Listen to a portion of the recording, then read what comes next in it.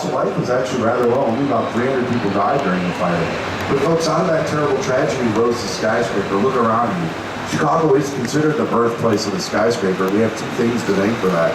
The best what used to be there was Fort Dearborn of 1803, the very first fort built along the river to protect the earliest settlers. In 2009, by the architectural firm of Skidmore, Owings & Merrill, the principal architect, Adrian Smith.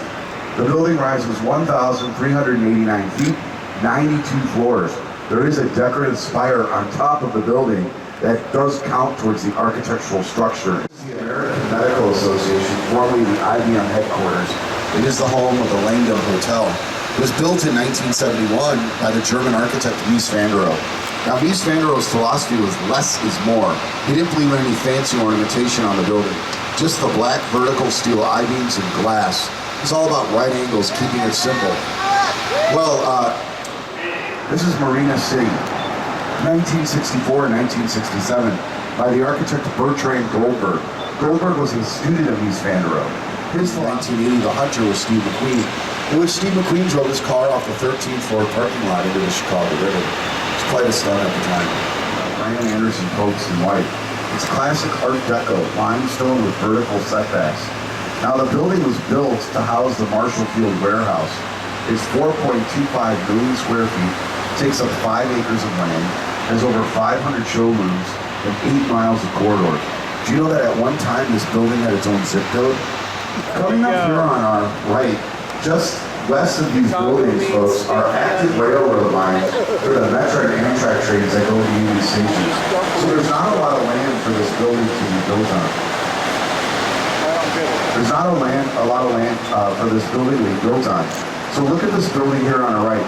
This is 150 North Riverside. It was built in 2017 by Feshman Partners.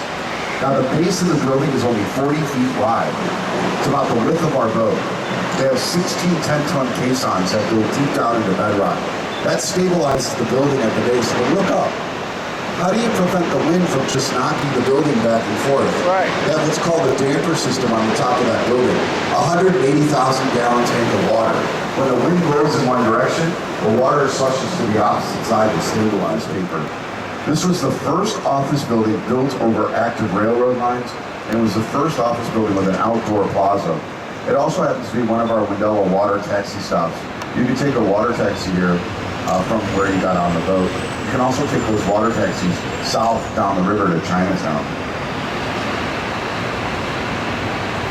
Now, just across the river from 2 North Riverside is this building right here in front of us. This is the Civic Opera Building. It's where our Lyric Opera of Chicago performs. It was built in 1929 by Graham Anderson Probst and White. They're the same people that built 150 North Riverside, the building that looks like it was built upside down. They have a similar challenge. How do you build a skyscraper on such a small area of land? Well, they're actually figuring it out right now. There's also going to be a little pocket park off to the side of the building right here. Restaurants. It's also a great place for people to watch. Now look at this building on the right with the curve in it. This is 333 West Wacker Drive, the new Bean building. It was built in 1983 by Cone Pedersen and Fox. The backside of Tom Mueller's office was in that building when he looked out and saw the parade happening below, although the parade happened a few blocks inland. You guys have come to Chicago at an exciting time. Look up here on the right. You see this giant projector? Well, if you come back tonight on this, to catch and release, though, you're not allowed to keep the fish by law. It projects onto that building. Okay. Fishing right there. These are 230 by Halliburton Root. It's actually, if you look down from on top, it looks like a giant H.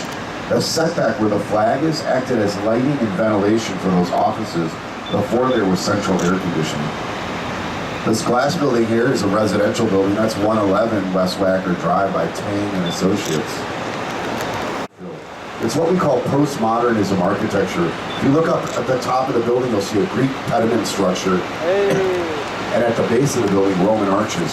What the architect is doing is blending modern elements of architecture with the more classical elements of architecture. And 55 West Wacker Drive, that's a great example of brutalist architecture. A lot of our older municipal buildings look like that here in Chicago. See those metal stainless steel objects? They actually serve a purpose. They're called mullions. What they do is attract light into the offices. It's a way of being energy efficient. Prohibition by the Burnham brothers. The building resembles a giant champagne bottle. The gold leaf is the wrapping at the top of the champagne bottle, and the green brick is the glass on the champagne bottle. Well, it's what the Burnham brothers thought of Prohibition. They were not fans. By the way, that's 24 karat gold leaf at the top of that building. Sable Bascule Training Bridge, or the Michigan Avenue Bridge. It's one of 4 double-decker bridges here in the city. Now, our bridges open up from the center to allow the sailboats to go out to the lake in the summertime. But if you were living here in Chicago in the 1800s, this would have been the start of Lake Michigan right here. Everything east of us is all landfill. That was the shoreline. The lake went all the way up to Michigan Avenue. Where's our money?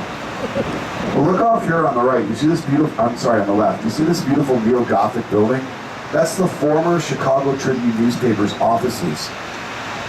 It was built in 1925 by Hood and Howells. It's being converted into luxury condominiums. Shapes. That building is in the shape of 2 equilateral triangles. You have a good shot at having a river view from your hotel room or a lake view. Now I'm going to talk about this tall building coming up shortly, but I want you guys to find a smaller glass building to the right of it with wood going down the center of it.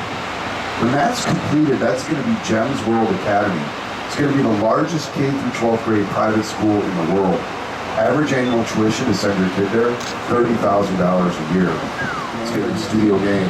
It's a series of 3 towers that, a small tower, a medium-rise tower, and a high-rise tower that undulate back and forth into one another. Now look at this one tower here. It just topped off at 101 floors, 1,191 feet. When this building is completed in 2020, it will become Chicago's 3rd tallest building. Now on the 83rd floor of the building, they actually had to take the penthouse out to allow for a blow-through so that wind could blow through the building. About $16 million. Now also at the top of that building, they have a damper system as well. It's an 800,000 flow of our river. And we did it for a very important reason. See, in the 1800s, Chicagoans used the river as their primary sewer. We threw all of our garbage and waste into the Chicago. It's operated 365 days a year.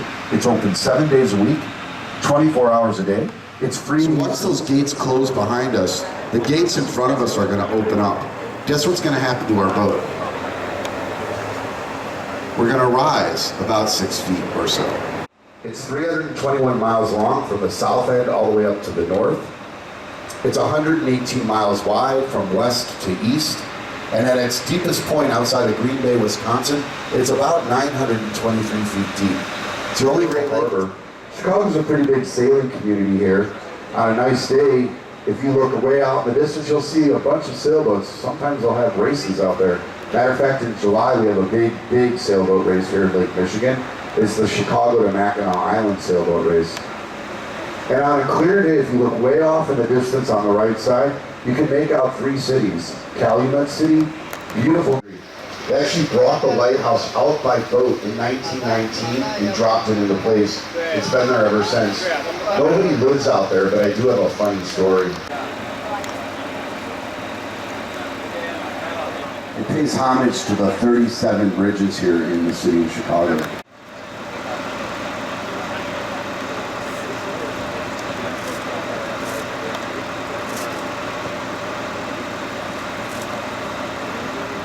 Vessels, police boats, fire boats, Coast Guard, they get #1 priority through the lock. We being a commercial port. Now as we're coming out of the lock, I want to draw your attention to the left side of the vessel here. You're going to see Navy Pier.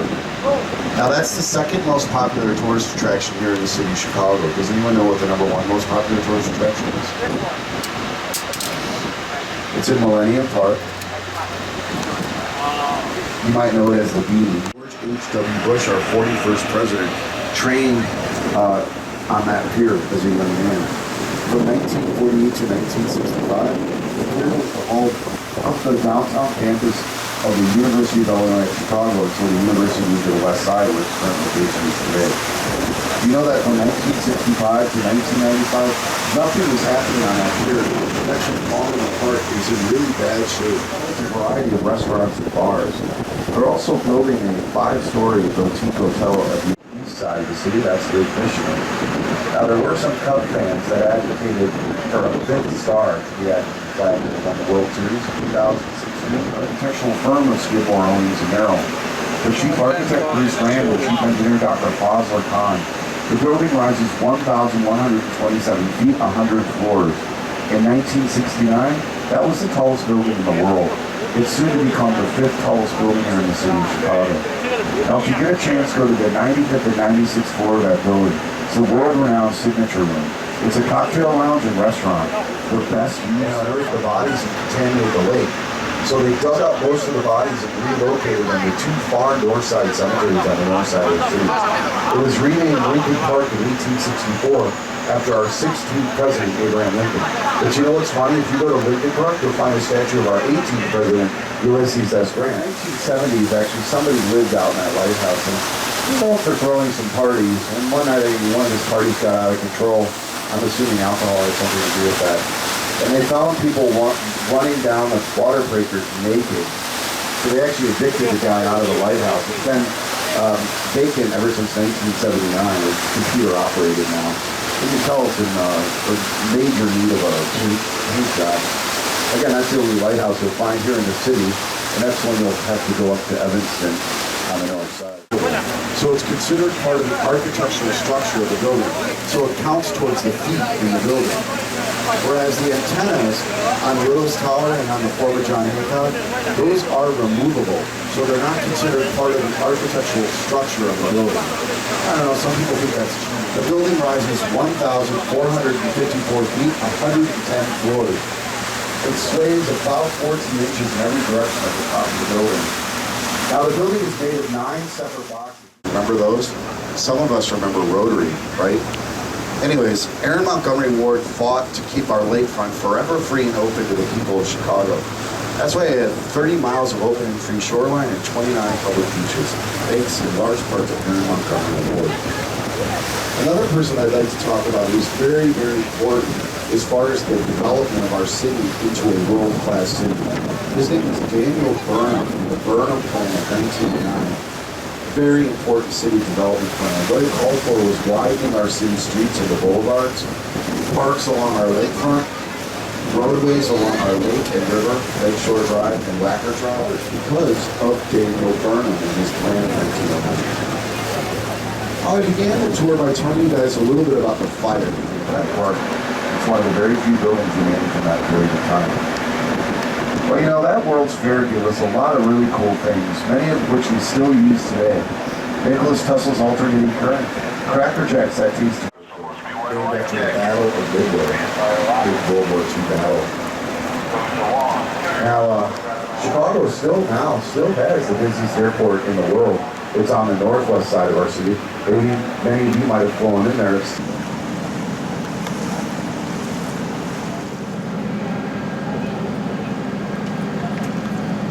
In 1937, again, it's another double-decker fast fuel Chinese bridge. Now, in 2006, Chicago got word that we were going to get the tallest building in the world right here. It's going to be called the Spire by the architect. The fountain right here, folks, on our right, that's Centennial Fountain. It was built in 1988 by the architect Dirk Lohan, the grandson of Mies van der Rohe. It was built to commemorate the reversal of the Chicago River. You see that pyramid where the hole is? That's where that water cannon shot out of. At the top of every hour, a 90-foot water cannon shoots out of there. Lasts for 5 minutes. It pays homage to the 30 football field-sized ballroom that could seat 5,000 of your closest friends in one table sitting. Now, the green tinted windows on the building pay homage to the color green of the Chicago River. Now, the river gets its color green by the architect Walter Alschlager. It was originally the Medina Athletic Club, an all-male athletic club, in which Johnny Westmuller, the original Tarzan, trained for the Olympics in that building. Now, on top of the Yellow Dome is a parapet. They had planned to land airships on that giant glimpse. Folks, look up behind us. You can see that water cannon going on. We just missed it. Now, the building here on our right with the glass front, that's the Bleacher Center. That's the downtown campus of the University of Chicago. by Dirk Rohan, the grandson of East Andrew. You're going to notice there are no windows on the west side of the building. That's where the classrooms are. Dirk Rohan said, students don't have time to look out the window. They need to be focused on their studies. That's why the University of Chicago has produced 97 Nobel Prize winners, second only to Harvard University. The glass building you see here on our right, that's our downtown Apple flagship store. It was built in 2017 by the British architect Sir Norman Foster. The roof of the building resembles a giant iPad.